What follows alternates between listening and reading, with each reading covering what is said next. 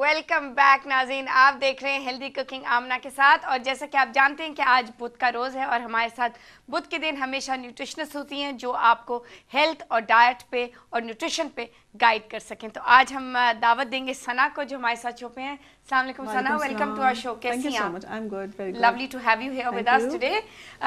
اچھا Sana, before we بگن آپ سے کچھ تھوڑے سے سوالات ڈائبٹیز اور ویٹ لاس جو ہمارے اس شو کا خاص مقصد ہے اس کے حوالے سے کیے جائیں گے، اور پھر ہم کالز لیں گے جو ہمارے ویورز اگر کوئی خاص نیوٹریشن یا ڈائٹ کے حوالے سے بات پوچھنا چاہیں. میں یہ کہنا چاہوں گی کہ ابھی جیسے کہ آپ جانتے ہیں کہ ہم ذیابطیز کے حوالے سے بھی مریضوں کو فوڈ گائیڈ اور ٹپس فراہم کرتے ہیں، اور یہ جو نیا ہم نے انٹروڈکشن کیا ہے جو کہ نیوٹریشنل ٹپس فار ڈائبیٹکس وہ ڈائبیٹک فوڈ چارٹ ہے، اور اس کے ساتھ ساتھ ہم اس میں لوگوں کو پرسنلائز ڈائٹ پلانز بھی دیتے ہیں ان کی عمر اور ان کی ہائٹ کے مطابق ان سے، تاکہ ہم اسی طرح ہمارے پورے پینل آف ڈاکٹرز اور نیوٹریشنسٹ بیٹھتے ہیں، پھر وہ ہر کالر اور ہر پیشنٹ کی جو فائل ہوتی ہے اس کو اینالائز کرتے ہیں اور ان کی خاص ان کی نیڈس پہ وہ ڈائٹ پلان تیار کیا جاتا ہے. اچھا، اس کے علاوہ ہم ان کو گائیڈ لائنس دیتے ہیں کہ جی آپ اگر ڈائٹ آپ نے کرنی ہے تو ساتھ آپ کو اور بھی چیزوں کو نظر انداز کرنا ہوگا، یعنی کہ فرائیڈ کھانا بالکل صحیح بات بالکل ختم کرنا ہوگا. تو میں چاہوں گی کہ آپ اس سے شروع کیجئے، تھوڑا سا ہمارے ویورز کو گائیڈ لائنس فراہم کیجئے. جنرل ویٹ لاس، اچھا ڈائٹ پلان ہم جب دیتے ہیں تو اس پہ عمل تو ہمارے ویورز کر رہے ہیں ماشاءاللہ بہت سکسیسفلی، ان کا وزن گر بھی رہا ہے، لیکن کچھ ایسی گائیڈ لائنس جو جنرل گائیڈ لائنس ہیں ڈائٹ کو اور بھی زیادہ افیکٹو بنانے کے لیے، وہ میں چاہوں گی کچھ آپ ویورز سے شیئر کریں. اچھا، اگر ہم ویٹ لاس کی بات کریں تو ویٹ لاس سب سے امپورٹنٹ چیز یہ ہے کہ آپ نے اپنا ایکسرسائز کا بھی روٹین فالو کرنا ہے. ڈائٹ پلان ہمارا یوزلی میرے پاس بھی یہ ہوتا ہے، پیشنٹس آتے ہیں کلینک میں اور کہتے ہیں ڈائٹ پلان دے دیں، اور ہم ڈائٹ پلان لے کے وہ چلے جاتے ہیں، لیکن اگر وہ ویٹ لاس کے لیے ایکسرسائز نہیں کریں گے تو وہ افیکٹو نہیں ہوتا. یعنی ڈائٹ بھی آپ نے کرنی ہے اور آپ نے وزن کو کم کرنے کے لیے ورزش کو بھی روزانہ کرنا ہے، چاہے وہ آدھے گھنٹے کی واک ہے یا وہ رسی کودنا بھی ایک ایزی اسکپنگ روپ از اے ویری گڈ ایکسرسائز، اس میں آپ کافی حد تک کیلوریز برن کر سکتے ہیں. ٹھیک ہے. اچھا، اب ہم اگر ڈائبٹیز کی بات کریں تو یہ آپ کے بہت اچھے پیمفلیٹس ہیں اور اس میں بہت آپ نے پورا سسٹم بنا کے دکھایا ہوا ہے.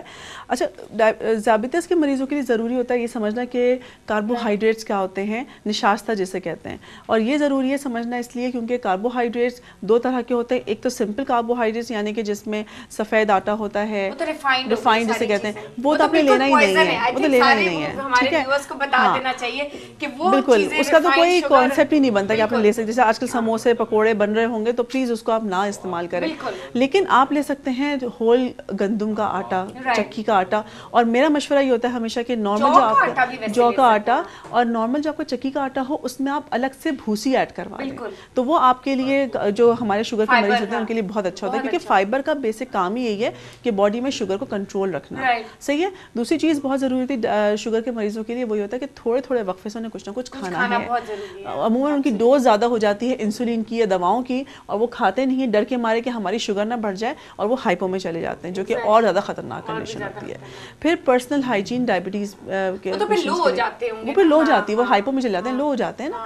دوسرا یہ کہ فروٹس کا استعمال وہ تھوڑا سا کوشچن ایک ہوتا ہے، ہم کون کون سے پھل کھا سکتے ہیں اور ہم کس حد تک کھا سکتے ہیں. تو ایک چیز تو شیور ہے کہ آپ نے جوسز نہیں لینے. ٹھیک ہے، بالکل نہیں، جوسز نہیں لینے، فریش جوس بھی نہیں لینا، کیونکہ ظاہر ہے وہ آپ کی شوگر بڑھائے گا فوراً جا کے.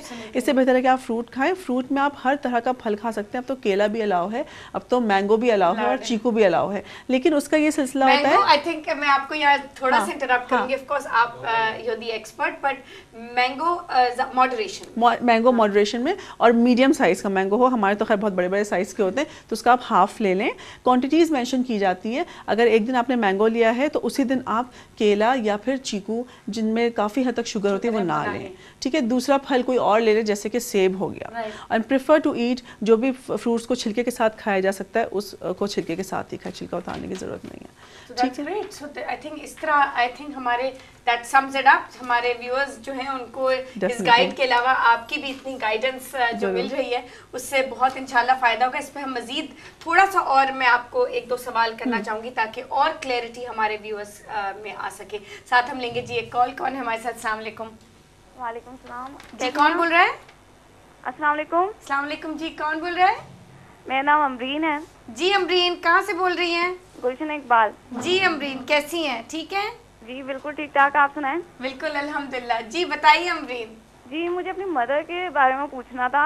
وہ شوگر پیشنٹ ہے ایکچولی, اور انہیں ہائی بلڈ پریشر بھی ہے. ان کی ایج 55 ہے اور اباؤٹ 5 فٹ 2 انچز ان کا ویٹ ہائٹ ہے, اور 78 kg ویٹ ہے ان کا.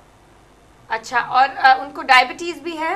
جی جی. اور ان کو ہائی بی پی بھی ہے؟ جی ٹھیک ہے. تو ان کو ڈائٹ پلان چاہیے؟ جی ڈائٹ پلان بھی چاہیے, اور آپ ایگزیکٹلی ویٹ بتائیں کہ ان کا کتنا ہونا چاہیے. ان کا ویٹ میں آپ کو بتاتی ہوں کتنا ہونا چاہیے. ان کی ہائٹ آپ نے بتائی ہے 5'2" ہے نا, تو اپروکسیمیٹلی ان کو 20 کلو وزن جو ہے وہ بالکل گرانا ہے.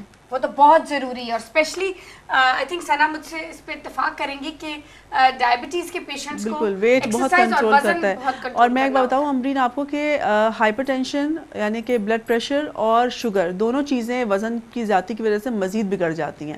تو امی کو بولیں کہ پہلے تو ویٹ کم کرنے کی کوشش کریں.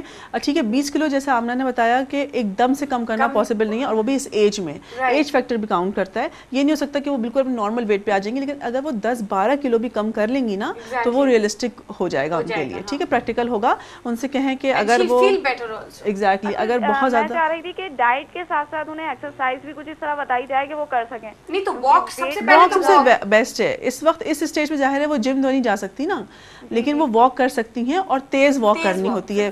جاگرز پہن کے تھوڑا تیز سے چلیں کہ ان کی ہارٹ بیٹ تیز ہو.